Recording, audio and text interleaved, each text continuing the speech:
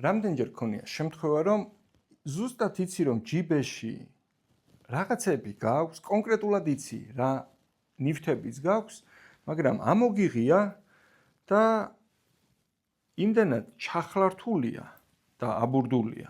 ხშირად ყურსასმენებზე გვემართებოდა, როცა უკაბელო არ იყო. იმდენად ჩახლართულია და აბურდულია ერთმანეთში, რომ სანამ დროს არ დახარჯავ და მათ არ განბურდავ, მანამდე არც ერთი მათგანი მიუხედავად იმისა, რომ გააქვთ შენია და თითოეული ძალიან კარგად მუშაობს, მანამდე არც ერთი მათგანი არ არის გამოსაყენებლად ვარგისი.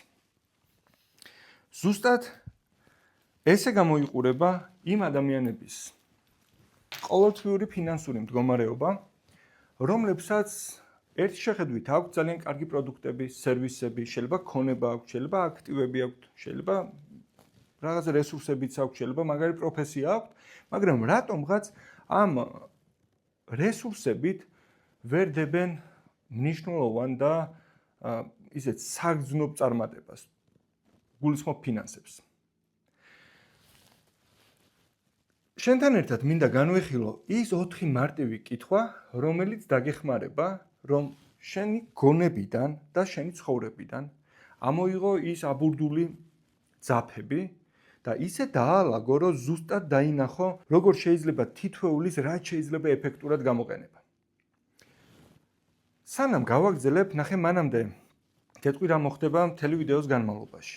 ამ ვიდეოს განმავლობაში გავინახავთ შენს ახლანდელ აწერტილს, ფინანსურად ახლა რა წერტილში ხარ, დავინახავთ B წერტილს, საით მიდიხარ და ავარჩევთ სწორ ტრანსპორტს, ეს არის სწორი ტრანსპორტი, რომელიც აქედან შენს აქ გადაყვანას მაქსიმალურად ეფექტურად და მაქსიმალურად მოკლე დროში მოემსახურება. რატო მნიშვნელოვანი რომ დავინახოთ ახლა სად ვართ, დავინახოთ სად მივდივართ, იმისთვის რომ ტრანსპორტი შევარჩიოთ. იმიტომ რომ თუ არ იცი სად მიდიხარ, რა მნიშვნელობა აქვს რა ტრანსპორტში ახტები, თუ არ იცი სად მიდიხარ, რა მნიშვნელობა აქვს სწორ ტრანსპორტს აარჩევ თუ არ აარჩევ. სწორი ტრანსპორტი არის თუ არა, ამას განაპირობებს დანიშნულების წერტილი. შეიძლება ტრანსპორტი კაია, მაგრამ სადაც შენ მიდიხარ, იქ არ მიდის. მაგრამ მეორე, თუ არ იცი საიდან მიდიხარ, მაინც ვერ აარჩევ სწორ ტრანსპორტს, იმიტომ რომ შეიძლება ამ წერტილში კი მიდის თვითმფრინავი, მაგრამ სადაც შენ ხარ, იქედან არ მიდის. ამიტომ იმისთვის, რომ რაღაცა არასასურველი მდგომარეობიდან გადავინაცვლოთ სასურველ მდგომარეობაში, გვჭირდება ორი მთავარი მოცემულობა. გავიგოთ ახლა სად ვართ და გავიგოთ სად მივდივართ. ჯერ გავიგოთ ახლა სად ვართ და ამას გავიგებთ ამ 4 უმარტივესი კითხვით, ამ 4 უმარტივეს კითხვაზე პასუხის გაცემით, ნახე, ახლა გავიგოთ ახლა სად ვართ. ეს არის აწერტილი. პირველი კითხვა, რომელზეც პასუხი უნდა გასცე, არის აღწერე ყველა შენი ის რესურსი, რომელიც შენს განკარგულებაშია. ან შენ საკუთრებაში, ან შენ სარგებლობაშია, მოკლედ ყველა ის რესურსი, რომლის გამოყენება შეგიძლია. ეს შეიძლება იყოს შენი ბიზნესი, ეს შეიძლება იყოს შენი მანქანა, ეს შეიძლება იყოს შენი სახლი, ეს შეიძლება იყოს შენი აგარაკი, ეს შეიძლება იყოს შენი კომპიუტერი. ნებისმიერი რაღაცა, რისი გამოყენება შეგიძლია, აღწერე. პირველი არის აღწერა, აუდიტი. მეორე, რაც უნდა გააკეთო, არის ის, რაც შენს განკარგულებაშია, მთელი თვის, ან წლის, ან დღის, ან სულ ერთი ცხოვრების განმავლობაში, დაახარისხე 2 კალათაში, აქტივებად და პასივებად. რა სხვაობა აქტივსა და პასივს შორის? კიოსაკი მახსნა უმარტივესად. ყველაფერი, რასაც შენს ცხოვრებაში ფული შემოაქვს. ქონება, სახლი, თუ ფული შემოაქვს, არის აქტივი. თუ ფული გააქვს, იგივე სახლი არის პასივი. მანქანა, რომელიც ყავს, თუ მაგალითად გაქირავებული ან ამ მანქანით შენ გამოიმუშავებ, არის აქტივი. მაგრამ იგივე მანქანა, რომელიც უბრალოდ მხოლოდ გადასაადგილებლად გჭირდება, მაგრამ შენ შემოსავალში არანაირ როლს არ თამაშობს, სამაგიეროდ ყოველთვე საწოლს მოიხმარს, პარკირებას შენიხდი, ჯარიმას შენიხდი, თუ სერვისი დაჭირდა შენიხდი, დაზღვევას შენიხდი და ასე შემდეგ და თან მძღოლით შენ ხარ და მაშინ დროს კარგავ, იგივე მანქანა არის პასივი.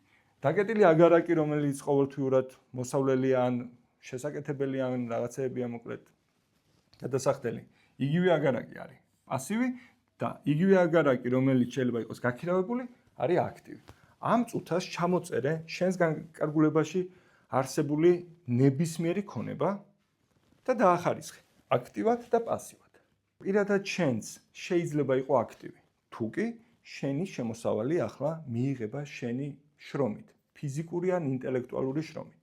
ანუ თუკი იმისთვის რომ შემოსავალი მიიღო, ყოველ ჯერზე გიწევს დროისა და ენერგიის დახარჯვა, პირადად შენს ცხოვრებაში ხარ აქტივი.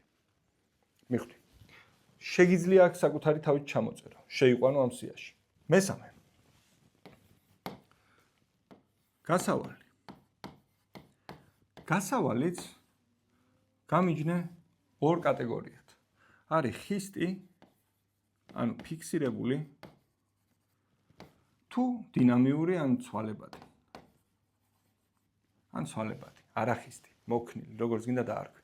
აქ აღწერე ყველა ის გასავლის წერტილი, საიდანაც შენი ბანკის ანგარიშიდან, შენი ჯიბიდან, შენი მუთაკიდან, შენი ცხოვრებიდან და შენი ოჯახიდან ფული გადის თვის განმავლობაში.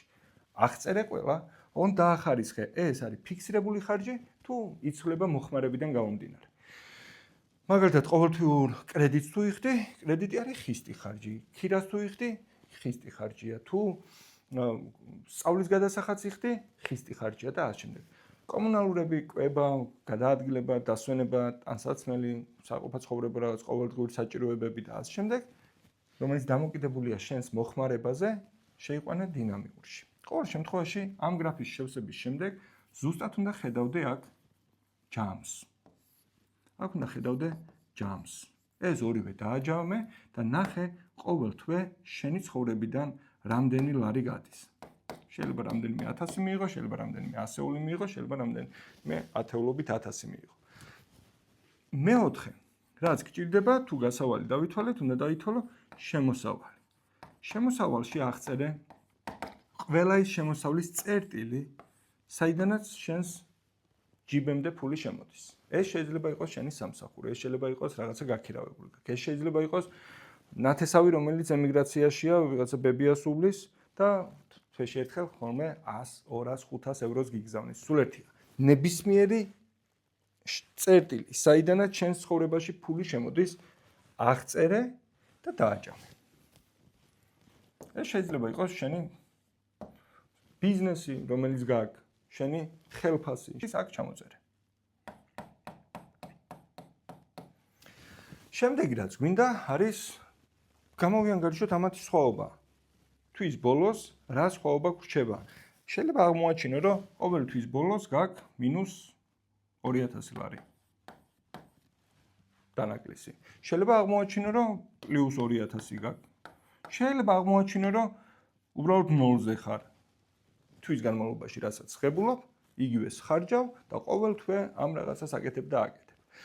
ყოველ შემთხვევაში, რასაც ამ ორი რაღაცის სხვაობით მიიღებ, ეგ ჩავთვალოთ, რომ არის შენი ახლანდელი ფინანსური მდგომარეობა. მაგალითად, შენ ახლა ყოველ თვე რაღაცებს რო გაისტუმრებ, შეიძლება ოფისის ქირა, შეიძლება ხელფასებს, შეიძლება მომწოდებლებთან რაღაცებს გასწორდები, მიწოდება, დასაწყობება, არ რეკლამა, ნებისმიერ რაღაცას როცა გაისტუმრებ, საშუალოდ თვეს ამთავრებ -1000 ლარით.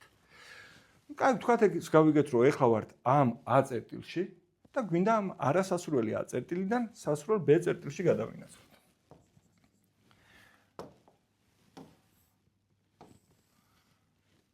ეს არის წევანაც დავხატეთ. ეს არის ჩვენი სასურველი B წერტილი. როცა ვსაუბრობთ, ხშირ შემთხვევაში შეცდომა, რომელსაც ვუშვებთ, არის ის, რომ არ მოგწონს ის მდგომარეობა, რომელშიც ახლა ვართ და უბრალოდ ყველაფერს, რასაც ვაკეთებთ იმისთვის, რომ ამ მდგომარეობას გავექცეთ. მაგრამ თუ არ იცი საით მიდიხარ, როგორ გამოიყურება ის სასურველი მდგომარეობა, სადაც გინდა რომ აღმოჩნდე. აღმოაჩენ, რომ ვაის გაექცევი და ვუის შეექცევი. ხშირ შემთხვევაში ბიზნესების უმეტესობას იმდენად აწუხებს ნაკლები შემოსავალი, ყველაფერს აკეთებს, რომ მინუსში არ დაამთავროს, მაგრამ კონკრეტულად არ იცის რა საით მიდის.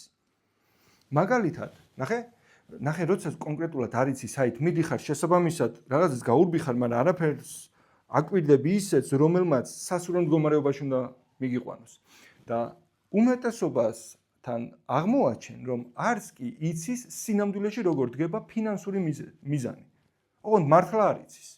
იმიტომ რომ ფინანსური მიზნის შედგენა მათთვის იმდენად სამოტივაციო ნაწილისგან წარმოუდგენიათ, რომ შედგება ანუ რო ასწავლი როგორ უნდა დაისახოს ფინანსური მიზანი.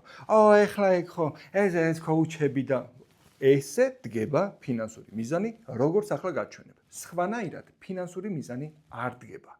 და შეგიძლია გააგრძელო სირბილი რაღაცას გაურბოდე, მაგრამ აღარ იწუწუნო იმაზე, რომ ვერ მიდიხარ დანიშნულების წერტილზე, იმიტომ რომ ერთხელაც არ დამჯდარ ხარ და არ გულწრფელად და გულახდილად არ გაგიბედია საკუთარ თავთან, რომ გეპასუხა იმ მარტივ კითხვაზე, რომელსაც ახლა ვისურვებდი, რომ უპასუხო. როცა ვსაუბრობთ სასურველ ბეწერტილზე, ფინანსურ მიზანზე, რითი განსაზღვროთ ჩვენი ფინანსური მიზანი? თვეში პლუს 10,000 გინდა, 20,000 გინდა, თუ 9 მილიონი არ ყოფნის, რითი უნდა განსაზღვრო? ის აზრები მესმის, რომ შენ მეძმა თვეში მომე მილიონი და მე კი ვიცი, არა, ეგრე არ ხდება, ჯერ უნდა იცოდე და მე შეიძლება რაღა შენივე ქმედებებმა ეგ შედეგი მოგცეს. პირიქით არ ხდება. მომე და მე ვიცი. აი, როგორც უნდა ისედაც გექნებოდა. წარმოიდგინე ზუსტად და ჩამოწერე ზუსტად როგორ გამოიყურება ის სასურველი ცხოვრება, რასაც შენ პირადად ეძახი სასურველ ცხოვრებას. როგორ გამოიყურება. მაგალითად, ამბობ რომ აქ ყოფნა იმიტომ არ მომწონს, რომ და რა რომ არ მინდა ეს მანქანა და მინდა ისეთი მანქანა. არ მინდა ესეთი სახლი, არამედ მინდა ისეთი სახლი. არ მინდა რომ ჩემს ოჯახს ესე ეცვას, მინდა რომ ისე ეცვას. არ მინდა რომ სადღაც აქ ვასვენებდე ბუკნარში, მინდა რომ ალპებში ვასვენებდე, არ ვიცი სადაც გინდა. არ მინდა რომ ჩემი მშობლები ესე მკურნალობდნენ, მინდა რომ ესე გამომოჯამთებდნენ. ეს ყველაფერი ჩამოწერე ერთხელ მაინც და გასწვრივ მიუწერე რა ღირს ეგ რაღაცა. ფასი მიაწერე ძმო. შენთვის რა ფასი აქვს მაგას კი ნუ მიაწერე. ფული რამდენი უნდა გქონდეს რომ ეს რაღაცები გეყიდა, იმიტომ რომ ის რაც შენ გინდა, ისედაც არსებობს. უბრალოდ ეს ტიპები ამ რაღაცებს ყიდიან. და თუ შენ გეცოდინება ფული რამდენი გინდა რომ მიხვიდე და უთხრა რომ ჩემო ძმაო, შენ რა კი ხარ საუკეთესო ექიმი. აგერ დედაჩემი, მამაჩემი, რომელიც ვიღაცა გიშთან მკურნალობდა და მინდა რომ შენ უმკურნალო, რამდენი გინდა გეტყვის სიხარული და სიამოვნებით თავისი არ ვიცი რასაც აკეთებს იმის ფასს. ეკონომიკურ პლანეტაზე შენი საჭიროებების უმეტესობას ჭირდება ფული და ერთადერთი ვინც ეს ფული უნდა გამოიმუშაოს, ხშირ შემთხვევაში ხარ შენ. ამ ფულს არ ჭირდება დაბეჭდვა, არ ჭირდება მოპარვა, არ ჭირდება ვიღაცის დაყაჩაღება, ამ ფულს ადამიანები სიამოვნებით მოგიტანენ და სიამოვნებით გადმოგცემენ, თუ კი გეცოდინება როგორ უნდა გახადო მათთვის ეს პროცესი სასიამოვნო. ეხლა გადავიდეთ იმ თავარ შეცდომაზე, რასაც ვუშვებ. სანამ გადავალთ, ნახე, აღწერე შენი დანიშნულების წერტილი, სასურველი ბეწერტილი და შეიძლება აღმოაჩინო, რომ აქ რომ მინუს 1000 ლარში ამთავრებ. მაგალითად, 10,000-ის გაყიდე, 11,000 ხარჯი გქონდა და მინუს 1000 ლარში ხარ. და გინდა რომ იცი რა, თვეში პლუს 30,000 მინდა. ეს არის დანიშნულების წერტილი. მიხვდე? მას შემდეგ როცა უკვე გასაგებია სად ხარ და სად მიდიხარ, ეხლა უნდა მოვიფიქროთ შენი არსებული რესურსებიდან. აღწე რა აუდიტი რესურსების აღწერა იგულისხმება, რესურსები. რესურსებში შედის აქტივებიც, შედის ქონებაც, შედის პასივებიც, შედის შენი პროფესიაც, შენი გამოცდილებაც, მოკლედ, შენი ამ რესურსებით როგორ ავაშენოთ ტრანსპორტი, რომელიც აქამდე მიგიყვანს. სანამ მანდ გადავალთ, ჯერ რეალურად დავხატოთ შენი ის ყოველდღიურობა, თუ ბიზნესი გაქვს ან მეწარმე ხარ, თუ უკვე გაქვს საქმიანობა და შენი ყოველთვიური შემოსავალი, შენ საქმიანობას რაღაც ყოველთვიური შემოსავალი მოაქვს, მოდი რეალურად დავინახოთ სინამდვილეში რა გზას გადის მომხმარებლიდან შენამდე ის ფული, რომელსაც შენი ბიზნესი გაძლევს. მოდის პოტენციური მომხმარებელი, გეკითხება რაღაცებს, შენ გახარ აქ, შენ პასუხობ რაღაცებს, აძლევ პასუხებს, ამ ადამიანებიდან შეიძლება თვის განმავლობაში, მაგალითად 50 კაცი მოვიდა, 50 კაცი მოვიდა პოტენციური მომხმარებელი, შემდეგ ამ 50 კაცმა მოისმინა შენი ეს რაღაცა, რაც სინამდვილეში არის პრეზენტაცია, ნებისმიერი სიტყვა, რომელსაც შენგან შენი მომხმარებელი ისმენს, არის შენი ბიზნესის პრეზენტაცია, შენი პროდუქტის, შენი სერვისის პრეზენტაცია. უფრო მეტიც გასაუბრებაზე რომ მიდიხარ და დამსაქმებელი რაღაცებს გეკითხება, გასაუბრება და ინტერვიუ არ არის პრეზენტაცია. აგიყვანენ თუ არ აგიყვანენ, დამოკიდებული არა შენს პროფესიონალიზმზე, დამოკიდებულია შენს პრეზენტაციაზე, როგორადაც წარუდგენ შენს თავს როგორც პროდუქტს. როცა მომხმარებელი გირეკავს ან გწერს, იყიდის თუ არ იყიდის, დამოკიდებული არა შენს პროდუქტზე, არამედ შენს პრეზენტაციაზე, როგორადაც გააცნობ შენს პროდუქტს. მოკლედ მივხვდი. ამ რაღაცებს უფრო კარგად შევეხებით, მაგრამ თავარია ჯერ ტერმინები გვესმოდეს ერთდროულად. 50 კაცმა მოგმართა თვის განმავლობაში, მათ მოისმინეს შენი პრეზენტაცია. ზოგმა აქედან ამ პრეზენტაციამ უზრუნველყო ის, რომ ამ 50 კაციდან 10 ადამიანს ეთქვა მინდა. 10 კაცმა იყიდა, ანუ 20% გაქვს კონვერსია. და 10 კაცმა რო გითხრა მინდაო, მაგალითად, შენი პროდუქტი თუ ღირს 1000 ლარი, თვის ბოლოს შენმა ბიზნესმა მოგიტანა 10000 ლარი. ანუ როცა ვამბობთ, რომ ჩვენს ბიზნესს თვეში მოაქვს 10000 ლარი, სინამდვილეში ეს პროცესია. მოვიდა ვიღაცა, რაღაცა კითხა, რაღაცა უპასუხე და ის რა ჩემ უპასუხე, ამ პასუხებმა, ანუ პრეზენტაციამ მოგიტანა თვეში 10000 ლარი. შესაბამისად, როცა ეს გვესმის, ნახე, აქედან 40 კაცი წავიდა მოწყენილი, ეს არის მათი სახე. ეს არის 40 კაცის სახე. წავიდა და ეს არის 10 კაცი, ეს არის 40 კაცი, ეს არის 10 კაცი.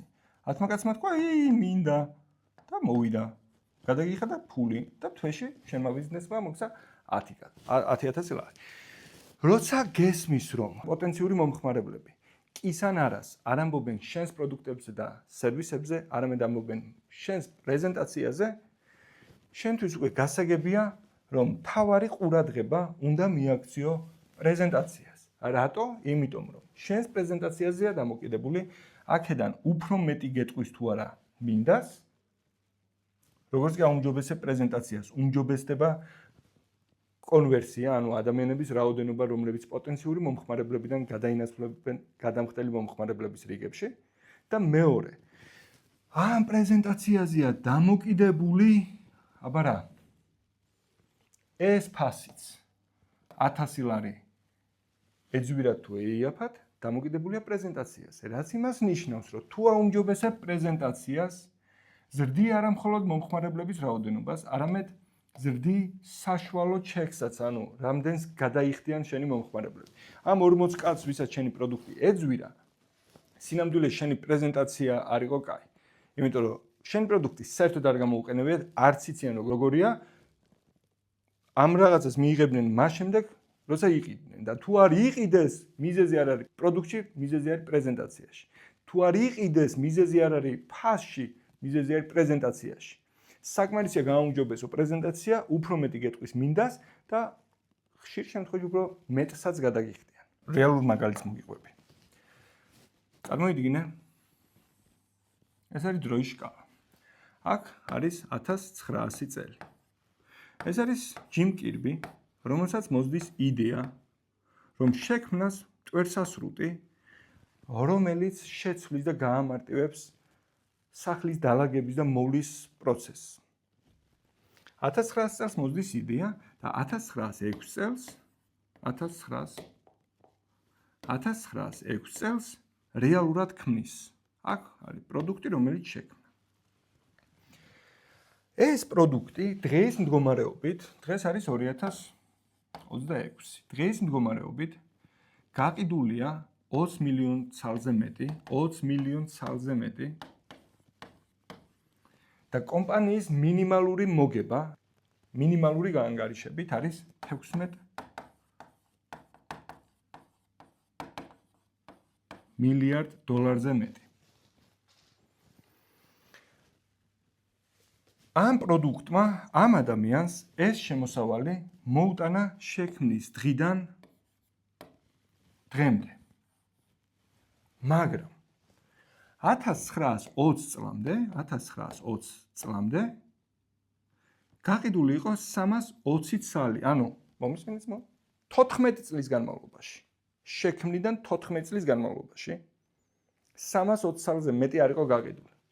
დანარჩენი გაიყიდა 1920 წლიდან დღემდე, იმიტომ რომ 1920 წელს რაღაც მოხდა. სანამ ეს რაღაც მოხდებოდა, ეს ადამიანი აკეთებდა ზუსტად იმას, რასაც აკეთებენ დღევანდელი კომპანიების აბსოლუტური უმრავლესობა. უბრალოდ უბერავდა კლასიკურ ჩვეულებრივ მარკეტინგს. მისი პროდუქტები შეიტანა ყველა იმ მაღაზიაში, სადაც პოტენციური მომხმარებელი დროს ატარებდა, პროდუქტს არჩევდა და ასე შემდეგ. აკეთებდა სტანდარტულ რეკლამას, ფლაიერები, ბუკლეტები, გაზეთებში, განცხადებები და ასე შემდეგ, იმიტომ რომ მაშინ ციფრული სოციალური ქსელები არ არსებობდა. და იმისთვის, რომ კიდევ უფრო მეტად გაეზარდათ გაყიდვები, აკეთებდნენ მუდმივად ფასდაკლებებს, აქციებს და ასე შემდეგ. და შედეგად 320 ცალი არის გაყიდული 14 წლის მანძილზე. ამ პერიოდის განმავლობაში ცვლიდნენ პროდუქტს, აუმჯობესებდნენ რაღაცები, გადააკეთეს, გადმოაკეთეს, მაგრამ არაფერმა არ იმუშავა. და ბოლოს მივიდნენ ერთ ადამიანთან, რომელმაც ეს არის ის ერთი ადამიანი. ამ ადამიანს ერქვა მაქსველ ზაქეიმი. ეს ადამიანი იყო უბედურის 6. ებრაული წარმოშობის ამერიკელი მარკეტერი. და ამ ადამიანს ჰქონდა ერთი მარტივი პრინციპი. თუ პროდუქტი კარგია და არ იყიდება, პრობლემა პრეზენტაციაშია და არცაც სხვაგან. მაგრამ იმისთვის, რომ მისი ეს თეორია დაემტკიცებინა, 1920 წელს აი აქ დაჯდა და დაწერა კირბის პრეზენტაცია. წამოაღებინა ყველა მარაგი მაღაზიებიდან, დაწერა პრეზენტაცია. შემდეგ ეს პრეზენტაცია ასწავლეს გამოუცდელ გაყიდვების აგენტებს, ცხოვრებაში არაფერი არ ქონდათ გაყიდული ეგეთებს და გაუშვეს კარ-და-კარ. სინამდვილეში ეს პრეზენტაცია არ იყო უბრალოდ პრეზენტაცია, ეს იყო ტრანზაქციული პრეზენტაცია, რომელიც სადამიწასავეთ განსხვავდება ჩვეულებრივი აი სულელური პრეზენტაციებისგან, სლაიდებზე რო რაღაცებს გიჩვენებენ, ან რაღაცებზე ჩამოდგებიან და გელაპარაკებიან ჩვენი პროდუქტი, ჩვენი ის, ჩვენი ეს. ტრანზაქციული პრეზენტაცია იმით განსხვავდება აბსოლუტურად ყველა დანარჩენი პრეზენტაციისგან, რომ მსმენელი მიყავს ტრანზაქციამდე. ამიტომაც ქვია ტრანზაქციული. ტრანზაქციულ პრეზენტაციას მსმენელი მიყავს ტრანზაქციამდე. არა მოვიფიქრებ, არა ბებიაჩემს ვკითხავ, არა იმას ვკითხავ, არა მე ვნახავ, არა იქეთ ვნახავ. ტრანზაქციულ პრეზენტაციას მსმენელი მიყავს ტრანზაქციამდე. შესაბამისად, ამ დღიდან იწყება ამ კომპანიის გაფრენა. 1993 წელს იმდენად თვალშისაცემი ამ კომპანიის გიჟივით გავარდნა და გაყიდვების ზრდა, რომ 5%-იანი წილის მფლობელი ხდება უორენ ბაფეტის ჰოლდინგური კომპანია Berkshire Hathaway 1993 წელს. 2025 წელს ამ კომპანიამ ერთ წელიწადში გაყიდა 500,000 ცალი ტვერსასრუტი. ფასი იცი ერთი ცალის, ფასს ცოტა ხანში გეტყვი.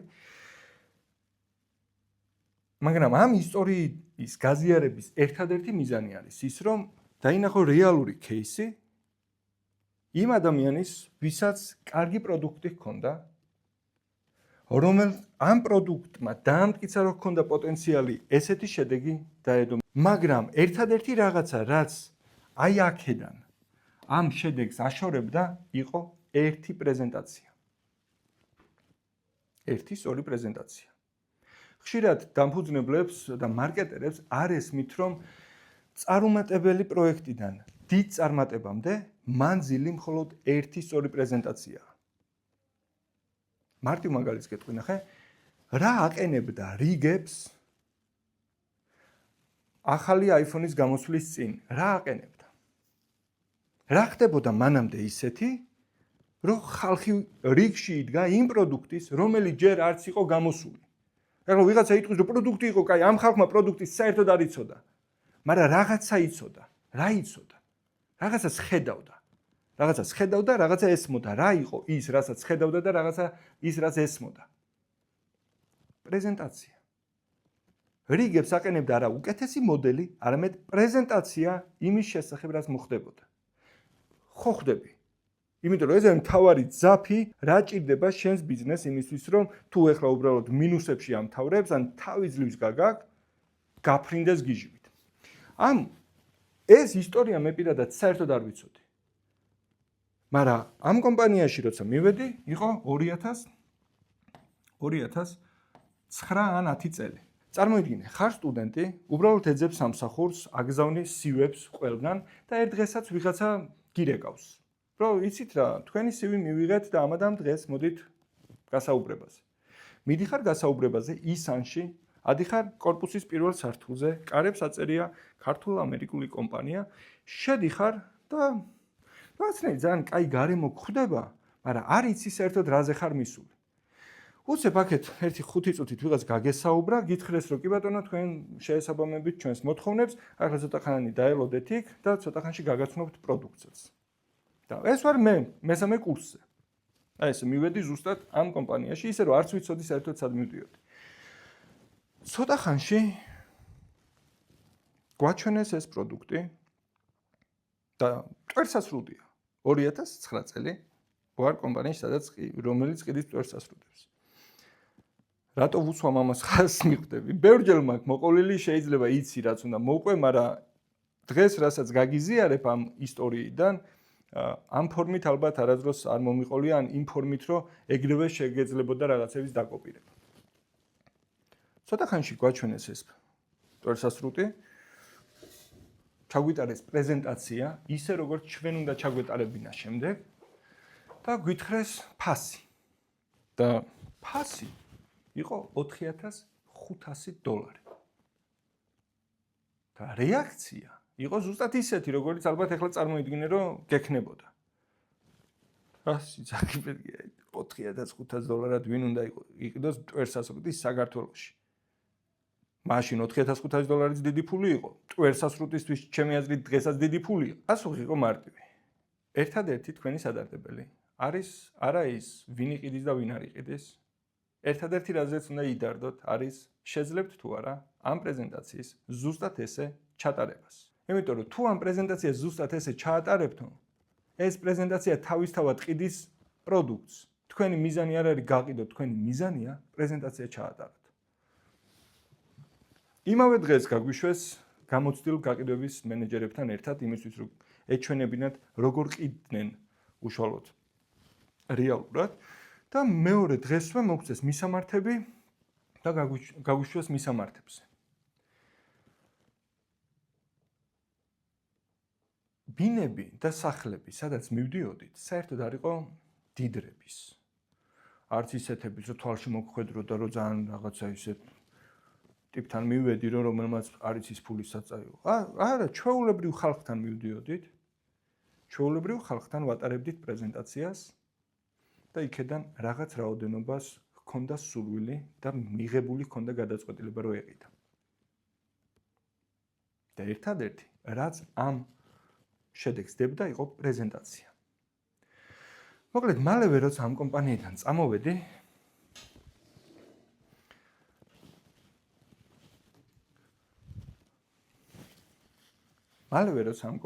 წამოვედი, მიზეზი წამოსვლის ის იყო, რომ რაღაცნაირად მეხამუშებდა არა, იმიტომ რომ პროდუქტი იყო ცუდი. პროდუქტი მართლა კაი იყო.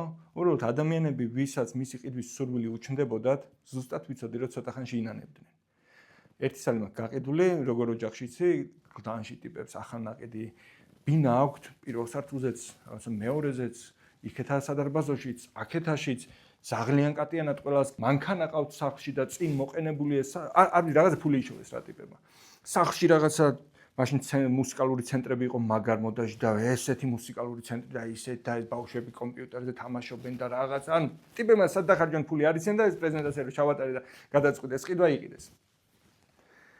მაგრამ დანარჩენი დამეფიცება რომ ძირითად შემთხვევაში მე ვეუბნებოდი სურველებს უარს ყიდვისგან, ამიტომაც მქონდა ყველაზე ცოტა გაყიდვა ამ კომპანიაში.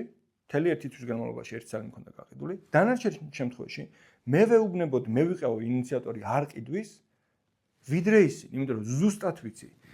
ერთ კვირაში ყველაფერს დააწკრიალებდნენ, იმას იზამდნენ, ძახსაც დაბანდნენ, კანალიზაციასაც გაწმენდნენ, ფარდასაც დაიმასებდნენ, დივანსაც გარეცხავდნენ, მატრასიდანაც ტკიპებს ამოიყვანენ, ყველაფერს იზამდნენ და ბოლოს დასვამდნენ კითხვას.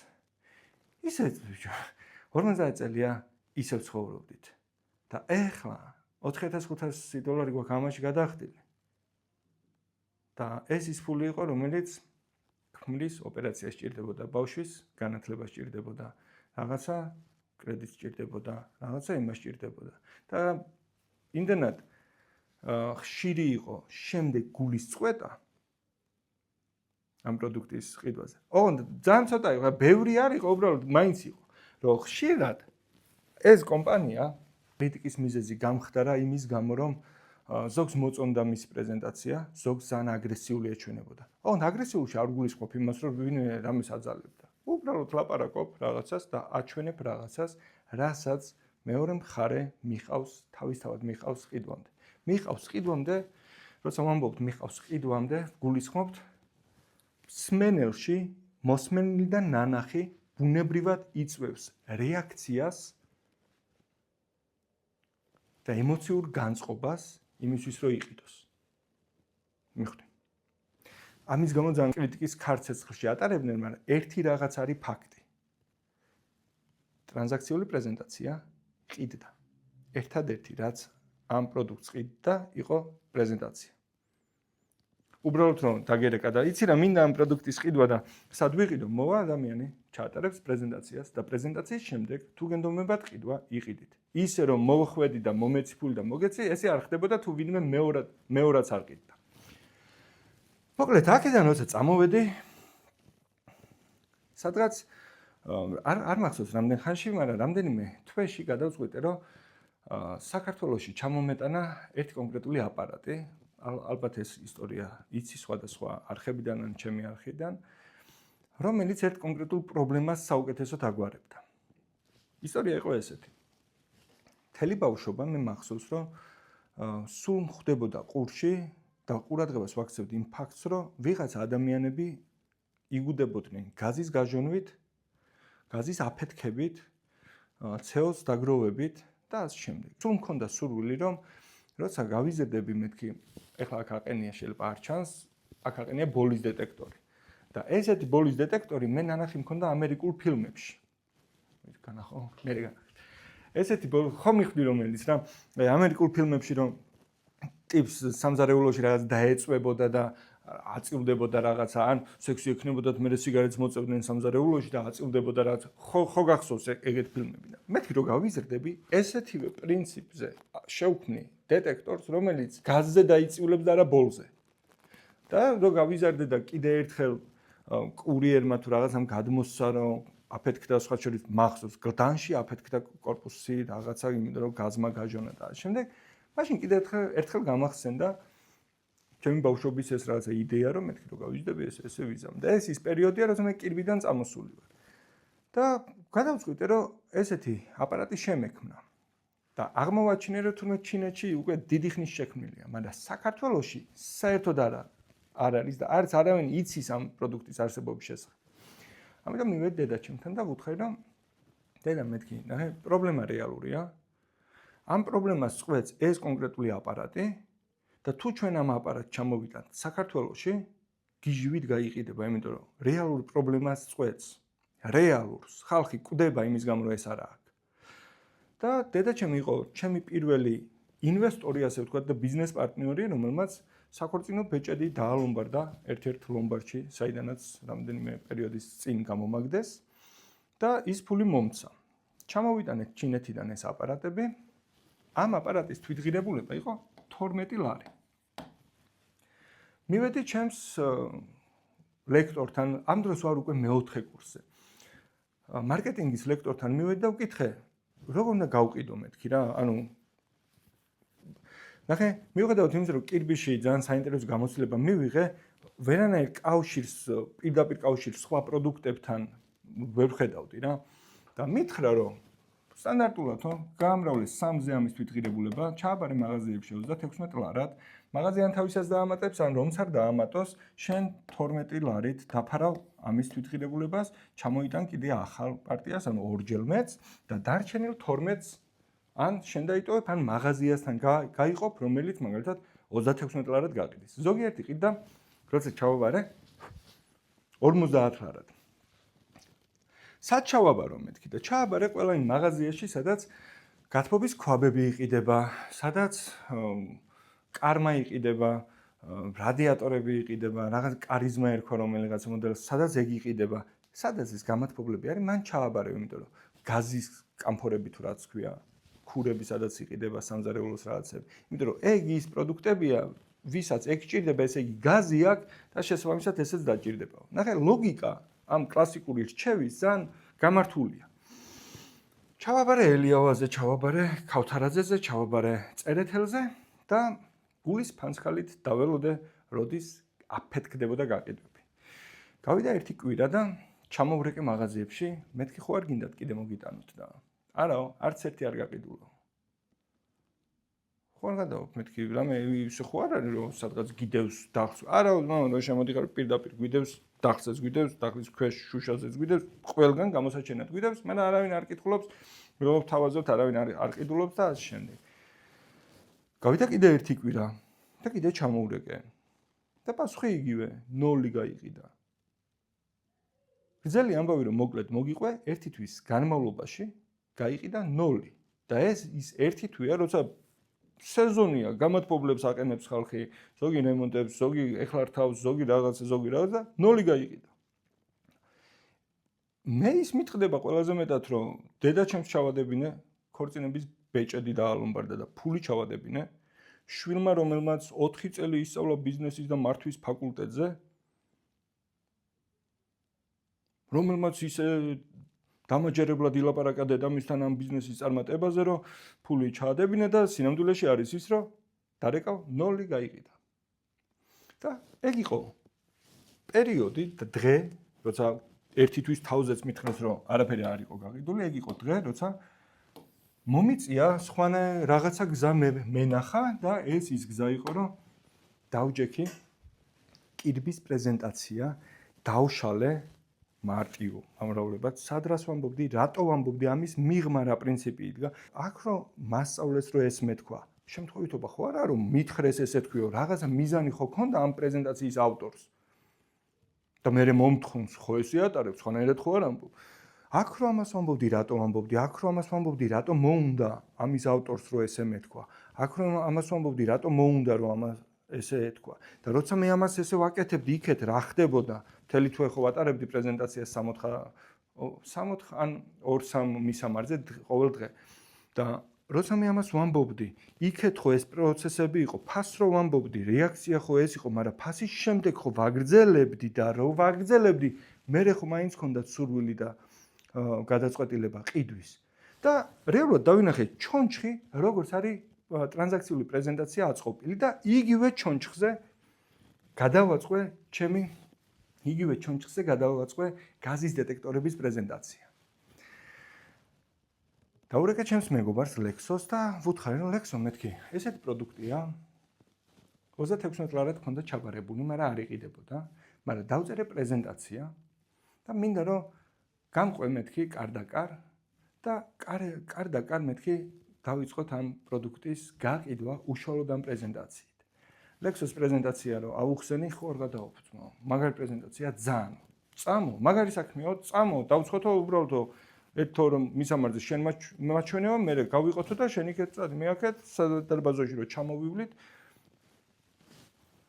პირველ დღეს გავყიდეთ ორივე ერთად, ჯამში გავყიდეთ 10 ცალი. ოღონდ არა 36 ლარად. თითო გავყიდეთ 350 ლარად. და ერთადერთი რაც შევცვალეთ, იყო პრეზენტაცია.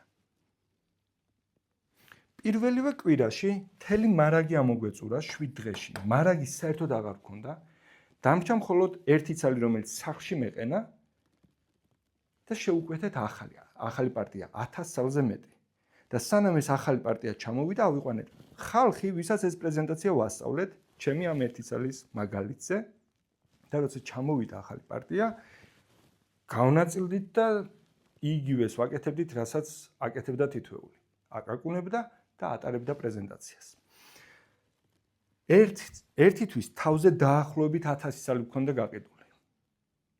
ეს იყო ჩემი პირველი წარმატებული სტარტაპი, ასე ვთქვათ, რომელმაც ან მეოთხე კურსზე ვარ და ნორმალური ფული მომიტანა კი არა, მაგარი ფული მომიტანა ყოველ გადავალ.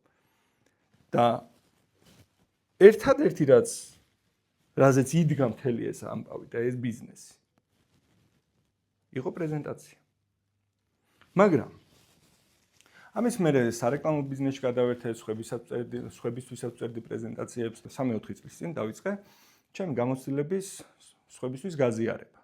და ადამიანები, რასაც ყიდულობდნენ, იყო ნაბიჯ-ნაბიჯ ინსტრუქცია, როგორ უნდა დაგიწყოს სტარტაპი ფინანსების გარეშე, რისკის გარეშე, როგორ უნდა მოგეზიდა ბევრი პოტენციური მომხმარებელი ორგანული კომუნიკაციით, სარეკლამო ბიუჯეტის გარეშე, როგორ უნდა გაგიკეთებინა შეთავაზება და ასე შემდეგ, მოკლედ. დავდექი ფაქტის წინაშე, რომ ეხლა იგივე პრეზენტაცია მჭირდება, იგივე პრინციპებით აგებული პრეზენტაცია მჭირდება, ოღონდ კარ-და-კარ აღარ უნდა ვყიდო ტელეფონით, დისტანციურად. ამიტომ, როცა ძალიან ხშირად ვამბობ, რომ პირველ თვეს ჩვენმა გაყიდვებმა 128,000 ლარზე მეტი მოიტანა, სინამდვილეში რითიც მოიტანა, იყო ის, რომ პრეზენტაცია ტარდებოდა ტელეფონით. მანამდე ადამიანები სოციალურ ქსელში ხედავდნენ რაღაცას, რაც მათ უჩენდათ სურვილს, რომ მეტი გაეგოთ იმის შესახებ, რასაც მე ვყიდდი, მაგრამ როცა დავრეკავდი, რასაც ისინი ისმენდნენ, იყო პრეზენტაცია. და პროდუქტი, რომელსაც შემდეგ ვაწვდიდი, რა თქმა უნდა შეესაბამებოდა მათ მოლოდინს. არა თუ შეესაბამებოდა, აჭარბებდა მათ მოლოდინს, იმიტომ რომ ამას თავისი მიზეზი აქვს კიდე. მაგრამ ადამიანები, რაზეც კი ის ამბობდნენ, იყო პრეზენტაცია. თუმცა მიუხედავად იმისა, რომ კიდევ ერთხელ დავინახე ტრანზაქციული პრეზენტაციის ესეთი მნიშვნელობა, უკვე დისტანციურად და არა კარ-და-კარ, შემდეგი რაღაცა რაშიც გავიჭედე, იყო ის, რომ თითოეულ გაყიდვას სჭირდებოდა ჩემი დროის და ენერგიის ხარჯვა. მე ვიქეცი მთავარ აქტივად, იმისთვის, რომ ჩემს ოჯახში ფული შემოსულიყო. რაც იმას ნიშნავს, რომ დღე როცა მაგალითად განწყობა არ მქონდა, დრო არ მქონდა, ან რაღაცა ხალისი არ მქონდა იმისთვის, რომ ყოველ დღე ერთი და იგივე რაღაცა მელაპარაკა მომხმარებლებთან, იყო დღე, როცა ჩემს ოჯახში ფული არ შემოდიოდა.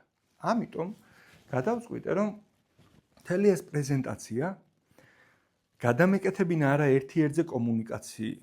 ნახე, მანამდე თუ ერთ-ერთზე კომუნიკაციაზე იყო აწყობილი, ეხლა დამეშალა ისევ ხელახლა და ტრანზაქციული პრეზენტაციის პრინციპებით ამეწყო ერთი ბევრზე პრეზენტაცია. მაგალითად, თუ არის მასტერ-კლასი, ვორქშოპი, კიდე რას ეძახიან? მასტერ-კლასი, ვორქშოპი, კიდე რა არის ხოლმე? ვებინარი და ამ შემდეგ აბსოლუტურად ყველა სინამდვილეში არის პრეზენტაცია. ხო გინახავს, რომ დაესწარი რაღაც მასტერ-კლასს, სულ ერთია ვისას და მასტერ-კლასის ბოლოს გაკეთდა შეთავაზება. იმიტომ რომ მასტერ-კლასის მიზანი ეგ არის. ბოლოს რაღაც შემოგთავაზოს. და იმისთვის, რომ ბოლოს რასაც შესთავაზებ, ეს გიჟივით გაიყიდოს, მანამდე რაც ხდება მასტერ-კლასის ფორმატში. პრეზენტაცია, სინამდვილეში პრეზენტაცია. ამიტომ დავშალეთ ეს რაღაცა და მე და ანიკამ 10 დღის განმავლობაში არც ჭამა მახსოვდა, არც დაბანა მახსოვდა, არც წვერის გაპარსვა მახსოვდა. 10 დღის მანძილზე ნაბიჯ-ნაბიჯ აგურ-აგურ ავაწყვეთ, როგორი უნდა ყოფილიყო ჩვენი პირველი მასტერ-კლასი. 11 კილო დავიკელე ამ 10 დღეში. 10 დღის თავზე ადამიანები მოვიწვიეთ ამ მასტერ-კლასზე დასასრებად და მასტერ-კლასის დასრულებამდე, როცა შეთავაზება გავაკეთე, იგივე პროდუქტზე, რასაც მანამდე ტელეფონით ვყიდდი, ოღონდ ეხლა იგივე პროდუქტი მასტერ-კლასზე შევთავაზე ადამიანებს, იგივე პროდუქტზე 40 ადამიანმა ერთი მასტერ-კლასის განმავლობაში თქვა მინდა. და ერთი მინდა უდრიდა 1000 ლარს, 990-ს. მასტერ-კლასის დასრულებამდე 40,000 ლარი შემოიტანა ერთმა პრეზენტაციამ. მასტერკლასის დასრულებიდან 24 საათში კიდე 23 ადამიანმა იყიდა. და ეს მოხდა მაშინ, როცა ერთ-ერთმა ბანკმა ონლაინ გადახდაც კი ვერ მოგვისწრო და იმისთვის, რომ თითოეულ ადამიანს ეყიდა, ხელით გვიწევდა, გაგზავნა ანგარიშის ნომრის, მე იმას სკრინი უნდა ჩაეგდო, მოკლედ, მიუხედავად იმისა, რომ ესეთი ხარვეზი გქონდა უშუალოდ გადახდაში და პროდუქტის მიწოდებაში, 24 საათში ერთმა პრეზენტაციამ, რომლის ფასი იყო ყიდვის შემთხვევაში 1000 ლარი, მოიტანა 63,000 ლარი. შემდეგ რაც გავაკეთეთ, ეს პრეზენტაცია გავხადეთ ავტომატიზებული და ამ პრეზენტაციას ისე რომ არაფერს აღარ ვცვლით მასში. დღემდე მესამე წელია ვიყენებთ. მოტანილი აქვს 3,800,000 ლარზე მეტი. ერთი პრეზენტაცია, ერთი პროდუქტი. ერთხელ მახსოვს, დავესწარი ჩემი მეგობრის ანა არველაძის მასტერკლასს.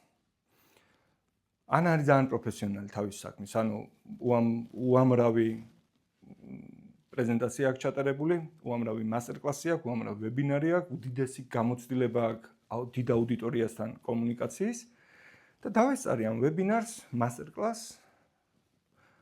მასტერკლასის ბოლოს ანამ გააკეთა შეთავაზება და რაღაცა რაოდენობის ხალხმა იყიდა.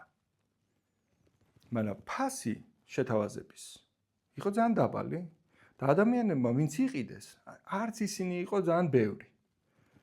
და როგორც კი მორჩა პრეზენტაცია, დაურეკე ანას, რომ მეთქი, არ გინდა რომ შენი მასტერკლასი ტრანზაქციულ პრინციპებზე გადავაწყოთ და ეგ არ ვიციო რაც ნიშნავს, მაგრამ რა კი შენ მეუბნები ალბათ რაღაცა კარგია და მეთქი, ნახე, მარტივად რომ მიხვდე. პროდუქტს არ ეხები, ცვლი პრეზენტაციას, უფრო მეტი იყიდის, მაშინაც კი თუ ფასი იქნება მინიმუმ 3-ჯერ მეტი.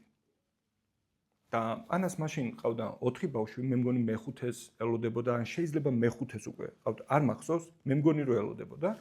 მითხრა რომ თუ არ გადავაქვს, ძალიან მინდაო, იმიტომ რომ ცოტა ხანში ფიზიკურად ვეღარ შევძლებ ამ სიხშირით მასტერკლასის ჩატარებას და თუ შესაძლებელია რომ ერთმა მასტერკლასმა, რომელსაც ვატარებ, იგივე დროში უფრო მეტი შემოსავალი მოიტანოს, რა თქმა უნდა, მინდა ვინ იტყვის უარს. და დავჯექით, გადავაკეთეთ ყველა ის პრეზენტაცია. ოღონდ ძალიან მარტივად გაკეთდა, იმიტომ რომ ანას გამოცდილება ჰქონდა და რაც ვუთხარი რომ ეს ამ ნაწილში ეს კი არა ესე, ეს კი არა ესე, მე შეთავაზებას რო გააკეთებ ესე კი არა ესე. ზუსტად ერთ დღეში უკან გადმომიგზავნა უკვე დასრულებული პრეზენტაცია, რომლითაც ანამ, როცა პირველი პრეზენტაცია ჩაატარა, მასტერკლასი ჩაატარა, სატესტოდ გაცილებით ნაკლები ადამიანი მოვიწვიეთ.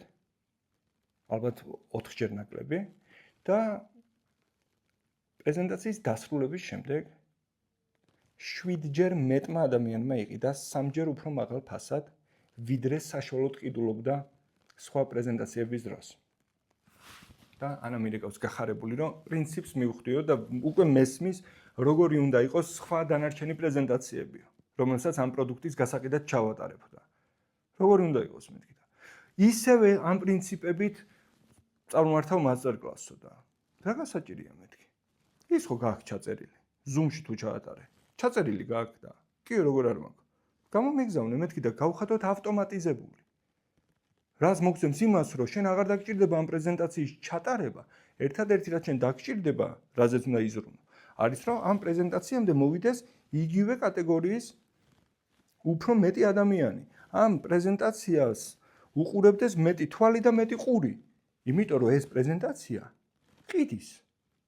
და მის ჩასატარებლად აღარ გჭირდება ხელახლა ჩატარება, ტრანსლირება გჭირდება და დიდი ხნის განმავლობაში სანამ ანა იმ პროდუქტს ყიდდა, რა პროდუქტის გაყიდვასაც ეს მასტერკლასი ემსახურებოდა, ანას იმ ერთის გარდა აღარ ჩაუტარებია იგივე მასტერკლასი, მაგრამ ის ერთი მასტერკლასი ყიდდა მაშინაც კი როცა ანა ბავშვებთან იყო, შვილებთან იყო, ეძინა, ან განწყობა არ ქონდა, ან სხვა საქმით იყო დაკავებული და ასე შემდეგ. რობაქიძის უნივერსიტეტში ლექტორად მიმიწვიეს და მახსოვს რომ შევედი აუდიტორიაში, ბავშვებს ვუთხარი რომ მეთქი მე რაღა ბავშვებს, სტუდენტებს, კაცებს და ქალებს ვუთხარ რომ მეთქი ჩემი ერთადერთი მიზანია გაგიზიაროთ ის გამოცდილება, რომელიც გაყიდვებში და მარკეტინგში მაქვს. მაგრამ რაც უნდა ბევრი ვილაპარაკოთ რა გამოცდილება მაქვს და რა შედეგი შეგვიძლია დავდოთ და შემდეგ მეთქი ძალიან უცნაურია რომ ვიღაცა ადამიანი თავის ცხოვრების 1 საათს ყიდდეს 40 ლარად და თან გეუბნებოდეს რომ შეუძლია გასწავლოს გაყიდვა. არ და ეგ ის ფასია, რასაც მიხდიან თქვენთან დახარჯულ ყოველ 1 საათში. ჯამში ვატარებდით 4 ლექციას, შესაბამისად 160 ლარს მიხდიდნენ 4 საათში. და მე არ წარმომიდგენია მეთქი ადამიანი ცხოვრების 4 საათს ცხოვრებიდან რომელიც არც იცის რამდენი აქვს დარჩენილი, ყიდდეს 160 ლარად და თან აქ გეუბნებოდეს რომ გასწავლის გაყიდვას. და სტუდენტები მეკითხებიანო აბა რა უნდა ქნაო და ნახე მეთქი იმის გამო რომ ჩვენ არ გვაქვს მთელი წელი ერთად გასატარებელი ვართ მხოლოდ 1 სემესტრით გაგიზიარებთ მხოლოდ იმას რაც შეგიძლიათ ეგრევე გამოიყენოთ და შვიდათ იყო რომ ეს შედეგს დადებს ტრანზაქციული პრეზენტაცია და იმისთვის რომ რაც შეიძლება შედეგიანი იყოს ამ თეორიული ნაწილის გავლა როგორც კი დღესვე აგიხსნით მაგრამ დღესვე დავიწყოთ მეთქი ამ თეორიით პრაქტიკულად, რეალურად პრეზენტაციის აწყობა, ერთად ვიმუშაოთ პრეზენტაციაზე და შემდეგ პრაქტიკაში გაჩვენებთ როგორ მუშაობს მეთქი. იდეა კი ძალიან კაიაო, მაგრამ რას ვყიდითო? გავყიდოთ მეთქი ჩვენს დარჩენილ ლექციებზე დასწრების შესაძლებლობა ონლაინ. ადამიანებს მივცეთ შესაძლებლობა რომ თვითონაც დაესწრონ დისტანციურად. და ეს რაღაცა გავყიდოთ ონლაინ დასწრების შესაძლებლობა. ერთი კვირას არ დაგვჭირდა, 5 დღე დაგვჭირდა, ორშაბათს დავიწყეთ, პარასკევს უკვე მზად გქონდა პრეზენტაცია. კვირას ამ ადგილას აი აქ ვიჯექი. მაშინ ეს თაროები არ იყო გაკეთებული. მე მგონი ეს მაგიდა მაშინაც იყო, შეიძლება სხვა მაგიდა იყო, რაც წინდევს. აქ ვიჯექი, აი აქ ცოტა გვერდით, ეხლა რომ კადრიდან არ გავიდე. და Facebook-ის live-ში კვირას Facebook-ის live-ში ჩავატარე ერთი შეხვედრა ჩემს აუდიტორიასთან, რომელიც სინამდვილეში იყო ტრანზაქციული პრეზენტაცია და მსმენელებიდან 250-ზე მეტმა ადამიანმა შეიძინა პროდუქტი და ამ ერთი ლაივის შემოსავალი იყო ერთი ლაივი 73 ან 78000 ლარი. არ მახსოვს ზუსტად. ან 73000-ის გავყიდეთ, ან 78000-ის. მაგრამ ერთადერთი რის გამოც ამ ადამიანებმა ის შეიძინეს, რასაც ჩვენ ვყიდით, იყო ტრანზაქციული პრეზენტაცია. ამ ყველაფერს იმიტომ გიყვები, რომ მინდა დაგანახო რა ერთი ნაბიჯი გაშორებს აი ამ A წერტილიდან სასურველ B წერტილამდე და რა უნდა გააუმჯობესო შენს აი ამ ერთ წერტილში, რომელსაც მოისმენენ შენი პოტენციური მომხმარებლები, რის გამოც უფრო მეტი ადამიანი გეტყვის მინდას და ხშირ შემთხვევაში მინდას გეტყვის უფრო მაღალ ფასზეც კი. მიხვდი თუ არა? რა შემიძლია ახლა მე შემოგთავაზო უფრო მეტი? თუ უკვე გაქვს პროდუქტი ან სერვისი, უკვე გაქვს. არა ის რომ დავამთავრებ 3 წელიწადში და მე ვფიქრობ ჩემი ის არა, უკვე გაქვს. უკვე სცადე რაღაცეები, ესქენი, რაღაცები სცადე და ხედავ რომ ვერ ჩენი გაყიდვების აგენტები, ვერ ჩენი მარკეტერები, ვერ ყიდიან იმდენს რა რესურსის და პოტენციალი ჩვენს ბიზნესს აქვს, შემიძლია უფასოდ გაგიწიო კონსულტაცია და დაგანახო ზუსტად რა გაყიდის ჩვენს პროდუქტს, ეხლანდელ პრეზენტაციაში რა ხარვეზები გაქვს, რა საერთოდ უნდა ამოიღო, რა უნდა დატოვო, მაგრამ რა ფორმით უნდა გააცნო შენს პოტენციურ მომხმარებელს, იმისთვის რომ უფრო მეტმა, უფრო მაღალ ფასზე გითხრას მინდა. ამ კონსულტაციის მიღება შეგიძლია აბსოლუტურად უფასოდ, ამისთვის კი შეავსე ანკეტას დავტოვებ ალბათ ვიდეოს ქვემოთ.